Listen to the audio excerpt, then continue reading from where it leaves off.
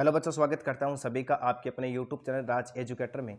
Biology 2024-25 के लिए daily smart biology study MCQ series को ज्वाइन करके आप अपना प्रिपरेशन बहुत अच्छा कर सकते हैं। तो आज की इस बेहतरीन क्लास में जुड़ करके देखिए क्वेश्चन किस प्रकार के हैं और आप कितना हल कर पाते हैं। तो बच्चों जुड़ते हैं आज के पहले क्वेश्चन के साथ में। और पहला क्वेश्चन आपको मोबाइल स्क्रीन के ऊपर दिखाई दे रहा है। शुक्रजन नलिकाओं का भारी आवरण रेशेदार योजी ऊतक का बना होता है, जिसे क्या कहते हैं। वेरी इंपॉर्टेंट क्वेश्चन है, 12th एनसीईआरटी क्वेश्चन आपको मोबाइल स्क्रीन के ऊपर दिखाई दे रहा है। अच्छे से क्वेश्चन को पढ़ने के बाद में ही आपको आंसर तक पहुंचना है। बहुत अच्छा क्वेश्चन मोबाइल स्क्रीन के ऊपर दिखाई दे रहा है। शुक्रजनक नलिकाओं का बाहरी आवरण रेशेदार योजी ऊतक का बना होता है, जिसे क्या कहते हैं। ट्यूनिका प्रोप्रिया कहते हैं, लेमिना प्रोप्रिया कहते हैं, प्लिका सेमिल्यूनेरिस कहते हैं, या फिर ट्यूनिका एल्बुजिनिया के नाम से जानते हैं। बच्चा चार ऑप्शन आपको मोबाइल स्क्रीन के ऊपर दिख रहे हैं। Choose the correct option in this question. Right option कौन सा है उसका आपको चयन करना है। शुक्रजनक नलिकाओं का बाहरी आवरण रेशेदार योजी ऊतक का बना होता है, जिसको किसके नाम से जानते हैं। बिल्कुल आपके पास में सोचने समझने और आंसर देने का जो समय है वो 5 से 10 सेकंड का रहेगा। इसमें आपको सोचना भी है, समझना भी और आंसर भी देना है। बिल्कुल बिल्कुल पहले क्वेश्चन से धमाकेदार स्टार्टिंग शुरू कर दो। पहले क्वेश्चन से लेकर के लास्ट क्वेश्चन तक प्रत्येक विद्यार्थी का आंसर आना चाहिए, ताकि आपकी प्रिपरेशन बहुत अच्छी हो जाए। चलो बच्चों, इस आंसर पर हम चर्चा करते हैं। इसका 1 नंबर ऑप्शन करेक्ट हो जाएगा, जिसको ट्यूनिका प्रोप्रिया के नाम से जाना जाता है। तो अपने नोटबुक में डालना, शुक्रजनक नलिकाओं का बाहरी आवरण रेशेदार योजी ऊतक का बना होता है, जिसको ट्यूनिका प्रोप्रिया के नाम से जानते हैं। बच्चों इसी कड़ी में हम 2 नंबर क्वेश्चन की बात करते हैं। और आपको मोबाइल स्क्रीन के ऊपर दिख रहा होगा, वास डिफरेंस काटा जाता है के लिए। वेरी इंपॉर्टेंट क्वेश्चन है, वासा डिफरेंशिया को क्यों काट दिया जाता है। मादा बंध्यकरण के लिए काट दिया जाता है, नर बंध्यकरण के लिए काटते हैं, उपरोक्त दोनों के लिए काट देते हैं, और 4 नंबर ऑप्शन कहता है अस्थायी बंध्यकरण के लिए काट देते हैं। बिल्कुल चार ऑप्शन को अच्छे से रीड आउट करने के बाद में आपको आंसर देना है। बहुत अच्छा क्वेश्चन मोबाइल स्क्रीन के ऊपर आपको दिखाई दे रहा है। वास डिफरेंस को काटा जाता है किसके लिए। बिल्कुल बिल्कुल दीजिए अच्छे से आंसर। इसका करेक्ट आंसर क्या होने वाला है। तो हाँ, इसका 2 नंबर ऑप्शन अपना करेक्ट हो जाएगा। नर बंध्यकरण के लिए किसको काटा जाता है, वास डिफरेंस को काटा जाता है। 2 नंबर ऑप्शन अपना करेक्ट हुआ। इसी कड़ी में हम बात करते हैं 3 नंबर क्वेश्चन की। यदि नर के वृषण उदर गुहा से वृषण कोष में नहीं आते हैं तो क्या होगा। वेरी इंपॉर्टेंट क्वेश्चन एक बार फिर से मोबाइल स्क्रीन के ऊपर दिखा रहा है कि यानी ये भी 12th एनसीईआरटी क्वेश्चन है। मानव जनन वाला जो चैप्टर है उसके बीच में से बनाए हुए क्वेश्चन है, बहुत ही शानदार है। कुछ बच्चे कह रहे थे सर क्वेश्चन कहाँ से उठाए हैं। क्वेश्चन आपकी खोपड़ी को हिला देने वाले और एग्जाम की खोपड़ी में छेद कर देने वाले क्वेश्चन है बच्चा। बहुत शानदार क्वेश्चन है जो आपके स्टैंडर्ड को बढ़ाने का काम करते हैं। यदि आप अच्छे तरीके से क्लास के साथ में जुड़ते हैं और अच्छे तरीके से प्रिपरेशन करना चाहते हैं और लगातार सीखना चाहते हैं कि आंसर सही कैसे निकाला जाता है, तो ये सारे के सारी जो बातें हैं हम इन प्रकार के क्वेश्चनों से हम सीख सकते हैं। तो बच्चा आपको मोबाइल स्क्रीन के ऊपर दिखाई दे रहा है, यदि नर के वृषण उदर गुहा से वृषण कोष में नहीं आते तो क्या होगा। देखो क्या कह रहा है कि मर जाएगा, नर लक्षणों की अनुपस्थिति हो जाएगी, नर जनन तंत्र का परिवर्धन नहीं होगा, और 4 नंबर ऑप्शन में कह रहा है शुक्राणुओं का निर्माण नहीं होगा। वेरी इंपॉर्टेंट क्वेश्चन है 3 नंबर क्वेश्चन। 4 ऑप्शन आपको मोबाइल स्क्रीन के ऊपर दिखाई दे रहे हैं। Choose the correct option in this question. इस क्वेश्चन का जो सही ऑप्शन है उसका चयन कीजिएगा। बहुत अच्छा क्वेश्चन है, नर के वृषण उदर गुहा से वृषण कोष में नहीं आते हैं तो क्या होगा। वेरी इंपॉर्टेंट क्वेश्चन है। तो बच्चों इसका 4 नंबर ऑप्शन अपना करेक्ट हो जाएगा, यानी इन फॉर्मेशन नहीं होगा। किसका फॉर्मेशन नहीं होगा, स्पर्म का फॉर्मेशन नहीं होगा, यानी शुक्राणु कोशिका का निर्माण नहीं होगा। क्योंकि देखो क्या कह रहा है कि वृषण कोष जो होता है ना, वृषण कोष से क्लाइमेट प्रोवाइड करवाता है किसके लिए, शुक्राणु निर्माण के लिए। और वृषण कोष के अंदर 2 से 2.5 डिग्री सेंटीग्रेड तापमान शरीर के तापमान से कम होता है बच्चा। ये टेम्परेचर वह टेम्परेचर होता है जहां पर फॉर्मेशन ऑफ स्पर्म होता है, यानी शुक्राणु का निर्माण होता है। तो बिल्कुल यदि नर के वृषण उदर गुहा से वृषण कोष में नहीं आएंगे तो किसका निर्माण नहीं होगा, शुक्राणु का निर्माण नहीं होगा। बहुत शानदार जानकारी 3 नंबर क्वेश्चन में आपको मिली। इसी कड़ी में हम बात कर लेते हैं 4 नंबर क्वेश्चन की। और 4 नंबर क्वेश्चन आपको मोबाइल स्क्रीन के ऊपर दिखाई दे रहा है, कौन सा एक रक्त में पाया जाता है जबकि नेफ्रिक निस्यंदन में नहीं। 11th एनसीईआरटी क्वेश्चन है। पहले तो आपको मैं ये बता देता हूँ ये क्वेश्चन किस क्लास का है। तो टॉपिक है अपना उत्सर्जन तंत्र, वहां से हम उठा रहे हैं क्वेश्चन को। कौन सा एक रक्त में पाया जाता है लेकिन नेफ्रिक निस्यंदन में नहीं पाया जाता। देखो पहले तो आपके दिमाग में आना चाहिए कि नेफ्रिक निस्यंदन क्या है। तो देखो मैंने आपको बताया था कि formation of urine first step that is known as ultra filtration. देखो मैंने बताया था कि यूरिन निर्माण के अंदर, मूत्र निर्माण के अंदर जो पहला प्रोसेस होता है वो अल्ट्रा फिल्ट्रेशन होता है, प्रानिस्यंदन होता है। बच्चों ये जो वोमेन संपुट वाली जो भाग होता है, इसमें से छन करके जो तरल वोमेन संपुट की गुहा में आता है उसको कहा जाता है नेफ्रिक निस्पंदन या निस्यंदन। जिसका मान मैंने आपको बता रखा है कितना होता है, पर डे 180 लीटर होता है बच्चा। कितना होता है? 180 लीटर। अब ये कह रहा है कि उसके अंदर कौन नहीं होता, यूरिया नहीं होता, ग्लूकोज नहीं होता, एमिनो एसिड नहीं होता, ग्लोबुलिन नहीं होता। चार ऑप्शन आपके सामने पड़े हैं। सही आंसर क्या होने वाला है उस तक पहुंच जाइएगा और फटाफट आंसर देने का प्रयास कीजिए। बहुत शानदार क्वेश्चन एक बार फिर से मोबाइल स्क्रीन के ऊपर आपको दिखाई दिया। एक से बढ़कर के एक क्वेश्चन है। हमारी पीडीएफ इतनी शानदार होती है कि क्वेश्चन का स्टैंडर्ड जो होता है किसी भी क्वेश्चन का हम लो नहीं कह सकते। एक से बढ़कर के एक क्वेश्चन आपके सामने रखे जाते हैं। जो क्वेश्चन डिफिकल्ट लगता है तो आपको लग रहा है क्वेश्चन ऐसे कैसे हैं, लेकिन डिफिकल्ट क्वेश्चन जो होते हैं ना वही एग्जाम की आधारशिला माने जाते हैं बच्चा। तो ध्यान देना, हम जानते हैं कि बोमेन संपुट के अंदर जो तरल आता है उसको निस्यंदन कहते हैं। उसके अंदर यूरिया भी होता है, ग्लूकोज भी होता है, एमिनो एसिड भी होता है, लेकिन उसके अंदर क्या नहीं पाया जाता? ग्लोबुलिन नहीं पाया जाता है। इसी कड़ी तो यहाँ पर 4 नंबर ऑप्शन अपना करेक्ट हो जाएगा।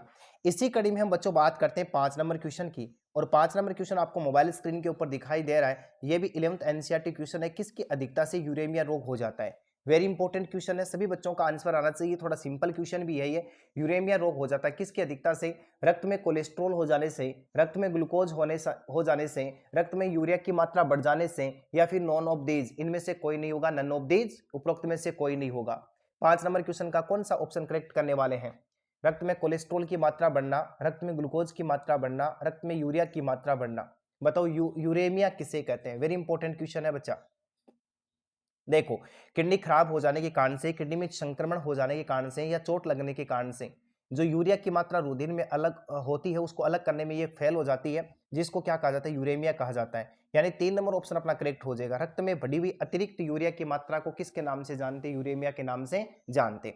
तो ये आपके सामने धमाकेदार मसालेदार 5 नंबर क्वेश्चन रहा। इसी कड़ी में हम बात कर लेते हैं 6 नंबर क्वेश्चन की। 11th एनसीईआरटी क्वेश्चन एक बार फिर से मोबाइल स्क्रीन के ऊपर दिखाई दे रहा है। कौन सा एक वृक्क का कार्य नहीं है? ऐसा कौन सा फंक्शन है जो वर्क न करता? देखो, प्रासरण नियमन यानी ओस्मो रेगुलेशन नहीं करता, लवण पुण्य अवशोषण साल्ट री एब्जॉर्प्शन नहीं करता, एक्सक्रीशन नहीं करता, यूरिया संश्लेषण यूरिया सिंथेसिस नहीं करता। 4 ऑप्शन आपको मोबाइल स्क्रीन के ऊपर दिख रहे हैं। कौन सा इनमें से ऐसा है जो किडनी काम नहीं करती? बिल्कुल बिल्कुल बिल्कुल करेक्ट आंसर दीजिएगा। 6 नंबर क्वेश्चन के अंदर 4 ऑप्शन आपको मोबाइल स्क्रीन के ऊपर दिखाई दे रहे हैं।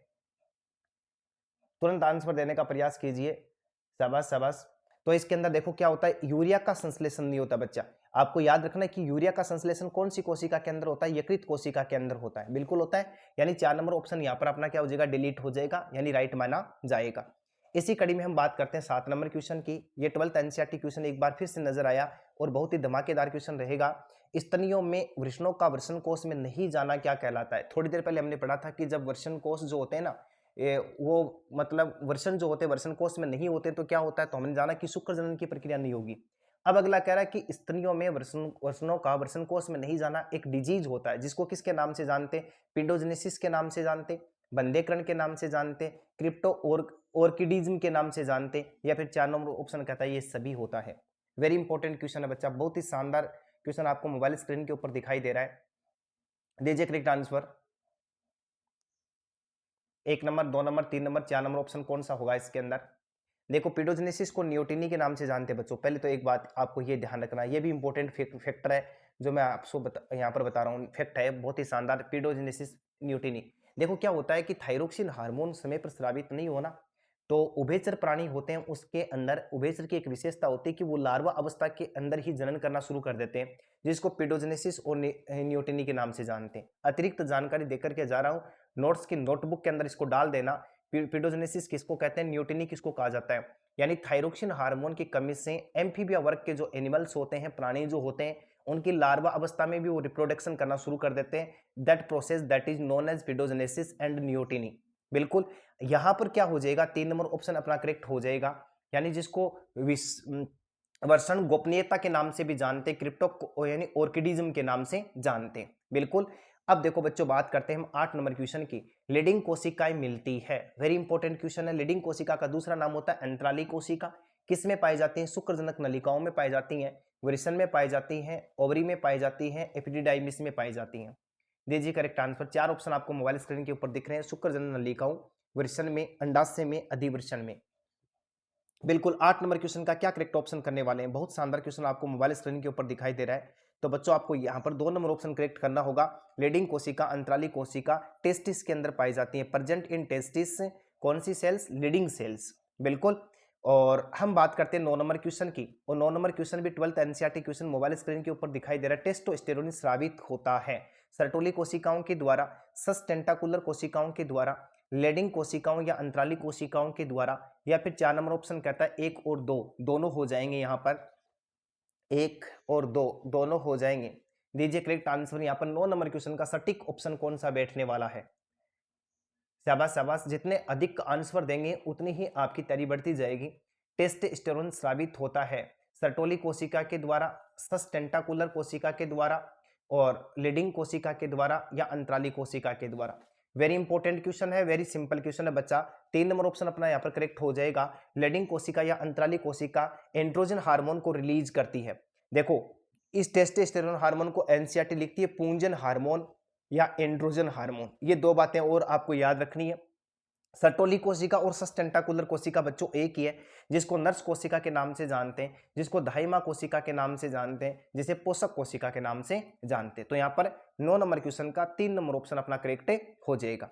इसी कड़ी में हम बात कर लेते हैं 10 नंबर क्वेश्चन की। ये 11th एनसीईआरटी क्वेश्चन है, कौन से विटामिन अधिक मात्रा में मनुष्य के मूत्र में होते हैं? विटामिन सी, बी, ई और के। 4 ऑप्शन आपको 10 नंबर क्वेश्चन में मोबाइल स्क्रीन के ऊपर दिखाई दे रहे हैं। आपको यह बताना है कि इनमें से कौन सा ऐसा विटामिन है जो अधिक मात्रा में मनुष्य के मूत्र में होता है? विटामिन सी, बी, ई और के। दीजिए करेक्ट आंसर 10 नंबर क्वेश्चन का। बहुत ही शानदार क्वेश्चन मोबाइल स्क्रीन के ऊपर दिखाई दे रहा है। तो बच्चा इसका 1 नंबर ऑप्शन अपना करेक्ट हो जाएगा। विटामिन सी जो होता है वो मूत्र में अधिक मात्रा में पाया जाता है। अब 11 नंबर क्वेश्चन क्या कहना चाहता है? यह भी 11th एनसीईआरटी क्वेश्चन है। कौन केशिका गुच्छ निस्पंदन से लवणों के पुनः अवशोषण का नियंत्रण करता है? वेरी इंपॉर्टेंट क्वेश्चन है, बहुत ही शानदार क्वेश्चन है। डाल दीजिए अपनी नोटबुक के अंदर। यानी इसमें से कौन ऐसा है जो क्या काम करता है? लवणों के पुनः अवशोषण का कंट्रोल करता है। Oxytocin, vasopressin, glucocorticoid, मिनरलोकोर्टिकोइड। 4 ऑप्शन आपको मोबाइल स्क्रीन के ऊपर दिखाई दे रहे हैं स्टूडेंट्स। बहुत ही शानदार क्वेश्चन है। इसके अंदर कुछ हाइपोथैलेमिक आपको हार्मोन दिखाई देंगे जो कंट्रोल करने का काम करते हैं। तो देखो, आपने पढ़ा होगा कि इस प्रकार से किडनी और किडनी के ऊपर पाई जाती है अधिवृक्क ग्रंथि, एड्रिनल ग्रंथि। देखो, जिस प्रकार से किडनी के 2 पार्ट्स होते हैं, कोर्टेक्स वाला भाग और मेडुला वाला भाग, उसी प्रकार से है अधिवृक्क के भी 2 भाग होते हैं, कोर्टेक्स और मेडुला वाला भाग। बच्चा, इसका जो कोर्टेक्स पार्ट होता है वो 3 हार्मोन रिलीज करता है। एक ग्लूकोकोर्टिकोइड करता है, एक मिनरलोकोर्टिकोइड करता है, एक सेक्स हार्मोन करता है। 3 हार्मोन तो एड्रिनल ग्रंथि के कोर्टेक्स भाग से रिलीज किए जाते हैं, 2 हार्मोन मेडुला से, जैसे फॉर एग्जांपल एपिनेफ्रिन और नॉन एपिनेफ्रिन। 1 नंबर पर एपिनेफ्रिन जिसको एड्रिनलिन के नाम से जानते हैं, और एक होता है नोर एपिनेफ्रिन जिसको नोर एड्रिनलिन के नाम से जानते हैं। ये 2 हार्मोन मेडुला के द्वारा रिलीज किए जाते हैं। जो मिनरेलोकोर्टिकोइड हार्मोन जो होता है, जो एड्रिनल के कोर्टेक्स से स्रावित होता है बच्चा, ये केशिका गुच्छ के अंदर निस्पंदन से लवणों के पुनः अवशोषण को कंट्रोल करने का काम करता है। तो खोपड़ी में फिट कर लेना। 4 नंबर ऑप्शन अपना यहाँ पर करेक्ट हो जाएगा। इसी कड़ी में हम बात करते हैं 12 नंबर क्वेश्चन की। 11th एनसीईआरटी क्वेश्चन एक बार फिर से मोबाइल स्क्रीन के ऊपर धमाकेदार दिखाई दे रहा है। मूत्र की सांद्रता किसके ऊपर निर्भर करती है? Very very very important question है, बहुत शानदार क्वेश्चन है कि मूत्र की सांद्रता, मूत्र पतला होगा, गाढ़ा होगा, ये किसके ऊपर डिपेंड करेगा? बोवेन संपुट के ऊपर डिपेंड करेगा। Loop of Henle, length of loop of Henle, यानी हेनले के लूप की लंबाई के ऊपर डिपेंड करेगा। संग्राहक समीप तोड़लित शिरा के ऊपर करेगा। ग्लोमेरुलस से निकलने वाला केशिका गुच्छ जो है उसके ऊपर निर्भर करेगा। 4 ऑप्शन आपको मोबाइल स्क्रीन के ऊपर दिखाई दे रहे हैं। एक से बढ़कर के एक क्वेश्चन आज आपके सामने रखे गए हैं। देखते कितने बच्चे हैं जो इनके परफेक्ट आंसर दे पाते हैं। यदि आप परफेक्ट आंसर नहीं भी दे पाते तो प्रयास यथासंभव करना है। देखो बच्चों, मूत्र की सांद्रता किसके ऊपर डिपेंड करती है? हेनले की लूप की लंबाई के ऊपर निर्भर करती है। यहाँ पर 2 नंबर ऑप्शन अपना करेक्ट हो जाएगा, बिल्कुल, क्योंकि हेनले का लूप जो होता है वो जल का पुनः अवशोषण करने का काम अधिक करता है, और मिनरल्स जो होते हैं उनका अवशोषण करने का काम करता है। तो इनकी जो मात्रा जो होती है उनमें गिरावट होने के कारण से ऐसा हो जाता है। अब बच्चों बात करते हैं 13 नंबर क्वेश्चन की। हेनले के पास की आरोही भुजा किसके लिए पारगम्य होती है? वेरी इंपॉर्टेंट क्वेश्चन आपको मोबाइल स्क्रीन के ऊपर दिखाई दे रहा है। हम जानते हैं कि ये जो यू आकार की नलिका जो होती है, जो पीसीटी और डीसीटी को कनेक्ट करने का काम करती है, जो यू शेप्ड मानी जाती है या हेयर पिन लाइक स्ट्रक्चर मानी जाती है, इसकी जो फर्स्ट भुजा होती है डिसेंडिंग होती है और सेकंड भुजा असेंडिंग भुजा होती है, यानी अवरोही भुजा और आरोही भुजा। बच्चा ये इसकी बात कर रहा है, इस पार्ट्स की बात कर रहा है कि हेनले के पास की जो आरोही भुजा होती है वो किसके लिए पारगम्य होती है? ऑप्शन नंबर 1 ग्लूकोज के लिए होती है, अमोनिया के लिए होती है, सोडियम के लिए होती है, जल के लिए होती है। 4 ऑप्शन आपको मोबाइल स्क्रीन के ऊपर दिखाई दे रहे हैं। Choose the correct option in this question. यानी हेलने की लूप की जो असेंडिंग भुजा होती है वो किसके लिए पारगम्य होती है। वेरी इंपॉर्टेंट क्वेश्चन है, बहुत ही शानदार क्वेश्चन मोबाइल स्क्रीन के ऊपर रखा गया, तो इसके आंसर तक पहुंचता हूं मैं। यहाँ पर 3 नंबर ऑप्शन अपना करेक्ट हो जाएगा, यानी सोडियम के लिए क्या होती है, पारगम्य होती है। अब इसी कड़ी में हम बात कर लेते हैं 14 नंबर क्वेश्चन की, स्तनधारियों में वर्षण वर्षण कोष में उतरे होते हैं क्यों। वेरी इंपॉर्टेंट क्वेश्चन है, एक बार फिर से मोबाइल स्क्रीन के ऊपर दिखाई देता है। क्या कहते हैं, स्तनधारियों में वृषण वृषण कोष में उतरे होते हैं क्यों। शुक्राणु जनन के लिए, निषेचन के लिए, लैंगिक अंगों को विकसित करने के लिए, विसरल अंगों को विकसित करने के लिए। वेरी इंपॉर्टेंट क्वेश्चन, थोड़ी देर पहले हम इसके ऊपर चर्चा कर चुके हैं, इसलिए मैं करेक्ट आंसर के पास में सीधा जाने का प्रयास करूंगा। यानी स्पर्मेटोजेनेसिस मैकेनिज्म जो होता है, यानी शुक्राणु जनन के लिए जो होते हैं वर्षण किसके अंदर आ जाते हैं बच्चा, वर्षण कोष में उतर आते हैं। तो 1 नंबर ऑप्शन 14 नंबर क्वेश्चन का करेक्ट हो जाएगा। इसी कड़ी में हम बात करते हैं सहायक जनन ग्रंथि है। Very important question, 12th NCERT question है रहा ये भी। शुक्राशय, काउपर ग्लैंड और प्रोस्टेट ग्लैंड होती है। उपरोक्त सभी काउपर ग्लैंड को बल्बोयूरिथ्रल ग्रंथि के नाम से भी जानते हैं स्टूडेंट्स, किसके नाम से जानते हैं, बल्बोयूरिथ्रल ग्रंथि के नाम से भी जाना जाता है, भूल मत जाना। बहुत ही शानदार क्वेश्चन मोबाइल स्क्रीन के ऊपर दिखाई दे रहा है। ये तीनों की तीनों नर जनन तंत्र की सहायक ग्रंथियां मानी जाती हैं, तो यहाँ पर 4 नंबर ऑप्शन अपना करेक्ट हो जाएगा, बिल्कुल है। अब 16 नंबर क्वेश्चन मोबाइल स्क्रीन के ऊपर दिखाई दे रहा है, वृषण नलिकाओं की पोषक कोशिकाएं होती हैं। ये भी 12th एनसीईआरटी क्वेश्चन है। वृषण नलिकाओं की पोषक कोशिकाएं होती हैं, लेडिंग कोशिका, सर्टोली कोशिका, एट्रेटिक पुटिकीय कोशिका या फिर स्पर्मेटोगोनियल कोशिका। दीजिए करेक्ट आंसर। 16 नंबर क्वेश्चन का क्या सही उत्तर करने वाले हैं आप। वृषण नलिकाओं के अंदर पोषक कोशिकाएं कौन सी होती हैं, वेरी इंपॉर्टेंट है, जो शुक्राणु को पोषण देने का काम करती है। तो स्टूडेंट यहाँ पर जो सर्टोली कोशिका वो अपना करेक्ट आंसर हो जाएगा, 2 नंबर क्वेश्चन, 2 नंबर ऑप्शन इसके अंदर। और सर्टोली कोशिका को मैंने थोड़ी देर पहले आपको बताया था, इसको धाइमा सेल के नाम से जानते हैं, इसको नर्स कोशिका के नाम से जानते हैं, इसे पोस्ट कोशिका के नाम से जानते हैं, इसे सब टेंटाकुलर कोशिका के नाम से जानते हैं, इसे सस टेंटाकुलर कोशिका के नाम से जानते हैं। तो यहाँ पर 2 नंबर ऑप्शन अपना करेक्ट हो जाएगा। इसी कड़ी में हम बात करते हैं परिपक्व शुक्राणु में होते हैं, वेरी इंपॉर्टेंट, जो स्पर्म मैच्योर हो गया उसके अंदर कौन कौन से पार्ट पाए जाते हैं। क्या कहता है, एक जोड़ी कसाबिका पाई जाती है, 1 पेयर ऑफ फ्लैजिला पाई जाती है, एक न्यूक्लियर होगा, एक एक्रोसोम होगा, एक सेंट्रोसोम होगा, एक केंद्रक होगा, एक एक्रोसोम, एक जोड़ी तारकाई होगा। 4 नंबर ऑप्शन देखो, एक केंद्रक होगा, एक एक्रोसोम होगा, एक जोड़ी तारकाई होगा, एक पूंछ होगी। 4 ऑप्शन आपको 17 नंबर क्वेश्चन के अंदर दिखाई दे रहे हैं। सही करेक्ट आंसर यहाँ पर क्या करने वाले हैं, दीजिए करेक्ट आंसर। परिपक्व स्पर्म में कौन कौन होते हैं, तो बिल्कुल आप पहुंच गए होंगे। यहाँ पर 4 नंबर ऑप्शन करेक्ट हो जाएगा। उसके अंदर एक केंद्रक होगा, एक एक्रोसोम होगा, एक जोड़ी तारकाई पाए जाएंगे और एक पूंछ वाला भाग पाया जाएगा। जब इसकी स्ट्रक्चर की बात हम यदि करना चाहें तो देखो, इसको में हम बात करते हैं इस प्रकार से, इसके अंदर एक्रोसोम वाला भाग हेड वाला पार्ट होता है, ये जो गर्दन वाला भाग होता है यहाँ पर 2 तारकाई पाए जाते हैं, समीप तो दूरस्थ तारकाई पाए जाते हैं, एक टेल वाला पार्ट होता है, एक मिडल पार्ट होता है। तो 4 नंबर ऑप्शन अपना यानी 17 नंबर क्वेश्चन का करेक्ट हो जाएगा। इसी कड़ी में हम बात करते हैं 18 नंबर क्वेश्चन की, स्तनधारियों के शुक्राणु के मध्य भाग में होते हैं, कौन होता है। देखो, स्तनधारियों के शुक्राणु के मिडल पार्ट की बात कर रहा है स्टूडेंट्स। केंद्रक पाया जाएगा, रिक्तिका पाई जाएगी, माइटोकॉन्ड्रिया पाया जाएगा, तारकाई पाया जाएगा। 4 ऑप्शन आपको 18 नंबर क्वेश्चन में मोबाइल स्क्रीन के ऊपर दिखाई दे रहे हैं।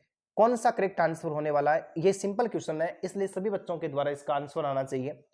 स्तनधारियों के शुक्राणुओं के मध्य भाग में कौन होता है, केंद्रक, रिक्तिका, माइटोकॉन्ड्रिया, तारकाई। तो बिल्कुल यहां पर क्या हो जाएगा, माइटोकॉन्ड्रिया हो जाएगा, 3 नंबर ऑप्शन, जो यहां पर एनर्जी देने का काम करेगा। इसी कड़ी में बच्चों बात करते हैं 19 नंबर क्वेश्चन की, गलत जोड़ी कौन सी है। यहां पर ऐसा कौन सा पेयर है जो गलत है। देखो, बोमेन कैप्सूल ग्लोमेरुलस परिनिस्यंदन का काम करता है, पीसीटी सोडियम और पोटेशियम का अवशोषण करता है, डीसीटी ग्लूकोज का अवशोषण करता है। 4 नंबर ऑप्शन इनमें से कोई नहीं, दीजिए करेक्ट आंसर। बोमेन कैप्सूल के अंदर ग्लोमेरुलस प्राणिसंद्रन की प्रोसेस होती है, पीसीटी के अंदर सोडियम और पोटेशियम का अवशोषण होता है और डीसीटी के अंदर ग्लूकोज का अवशोषण होता है। अच्छे से खोपड़ी को जलाना है और करेक्ट आंसर देना है। बिल्कुल बहुत शानदार क्वेश्चन है। इस प्रकार के क्वेश्चन यदि बार बार पीडीएफ में शामिल किए जाएंगे तो आप क्रॉस ऑप्शन को काट करके किस प्रकार से राइट ऑप्शन तक पहुंचते हैं ये विधि भी आप सीख जाएंगे। देखो बच्चों, हम जानते हैं डीसीटी जो है ना वो ग्लूकोज का अवशोषण नहीं करता है। हम जानते हैं पीसीटी के अंदर ग्लूकोज का या भोज्य पदार्थों का पूर्ण अवशोषण हो जाता है। डीसीटी तो जल का पुनः अवशोषण करने का काम करता है। तो यहाँ पर 3 नंबर ऑप्शन अपना करेक्ट हो जाएगा। ये गलत जोड़ा यहाँ पर सामने नजर आया। इसी कड़ी में 20 नंबर क्वेश्चन क्या कहना चाहता है, बेलिनाई की नलिकाएं कहां पर खुलती हैं। वेरी इंपॉर्टेंट क्वेश्चन, एक बार फिर से मोबाइल स्क्रीन के ऊपर दिखाई दे रहा है। डक्ट ऑफ बेलिनाई कहां पर खुलती है बच्चों, संग्रह नलिका में खुलती है, मूत्रवाहिनी में खुलती है, वृक्क अंकुर में खुलती हैं, डी से टी में खुलती हैं। दीजिए करेक्ट आंसर। यहाँ पर आपको 4 ऑप्शन दिखाई दे रहे हैं। देखो जब इसका टीएस काटते हैं तो इस प्रकार से आपको पिरामिड दिखाई देते हैं। ये पिरामिड पाए जाते हैं 8 से 12। इसका शंक्वाकार भाग कोर्टेक्स की ओर होता है और जो पतला भाग होता है वो मेडुला की ओर होता है। देखो बच्चों बेलिनाई की जो डक्ट होती है, देखो यहाँ पर हम जानते हैं बेलिनाई की डक्ट होती है और बेलिनाई की डक्ट कहाँ पर खुलती है? वृक्क अंकुर में खुलती है। ये वाला जो पार्ट होता है बच्चा, इसको कहा जाता है रिनल पेपिली कहा जाता है। क्या कहा जाता है? अब याद रखना आपको, यानी ये जो पिरामिड आपको दिखाई दे रहे हैं इसके त्रिभुजाकार भाग का जो अंदर वाला शंक्वाकार भाग होता है, सॉरी संकीर्ण चपटा भाग होता है, पतला भाग होता है, उसको किसके नाम से जानते हैं? वृक्क अंकुर के नाम से जानते, रिनल पेपिला के नाम से जानते। तो बच्चों 20 नंबर क्वेश्चन का अपना 3 नंबर ऑप्शन करेक्ट हो जाएगा। तो आज की इस बेहतरीन ऑनलाइन क्लास के अंदर आपको टॉप 20 क्वेश्चन मिले। ये 2 प्रकार का मिश्रण आपके सामने आया। Daily smart biology study MCQ series के अंदर हमने 11th और 12th को साथ साथ में शुरू कर रखा है। जो बच्चे कंपटीशन की दृष्टि से तैयारी कर रहे हैं, जो कॉम्पिटिटिव एग्जाम में भाग ले रहे हैं, वो कॉम्पिटिटिव एग्जाम नीट हो सकता है, वो फर्स्ट ग्रेड हो सकता है, वो सेकंड ग्रेड हो सकता है, वो लैब असिस्टेंट हो सकता है, वो आरयूएचएस हो सकता है, या किसी भी प्रकार का कॉम्पिटिटिव एग्जाम हो सकता है जिसके अंदर अभ्यर्थी भाग लेंगे और बायोलॉजी को कंडक्ट किया जाएगा। उनके लिए बहुत ही शानदार मसाला आपके सामने रखा गया। 12th क्लास के बच्चों के लिए बहुत ही अच्छा मौका है ये, वो यानी ऑब्जेक्टिव क्वेश्चन के अंदर अच्छी तरीके से प्रिपरेशन कर सकते हैं स्टूडेंट। ये जो छुट्टियों का जो समय चल रहा है इसको हम फालतू में गवाएंगे नहीं, फालतू में खराब नहीं करेंगे। ये वो टाइम है जिसमें हम कंप्लीट एनसीईआरटी के ऑब्जेक्टिव को कवर कर लेंगे। जो इसी सत्र पिछली सत्र हमने देखो, इसी सत्र जो रिजल्ट आया उसमें हमने ये देखने को मिला कि नया इनोवेशन बोर्ड के द्वारा किया गया था, objective fill in the blanks और वन लाइनर क्वेश्चन का जो रेशियो था पेपर के अंदर वो ज्यादा कर दिया गया था। और बच्चों के सामने ही नहीं, टीचर्स के सामने प्रॉब्लम थी कि किस प्रकार से ये क्वेश्चन करवाए जाएं।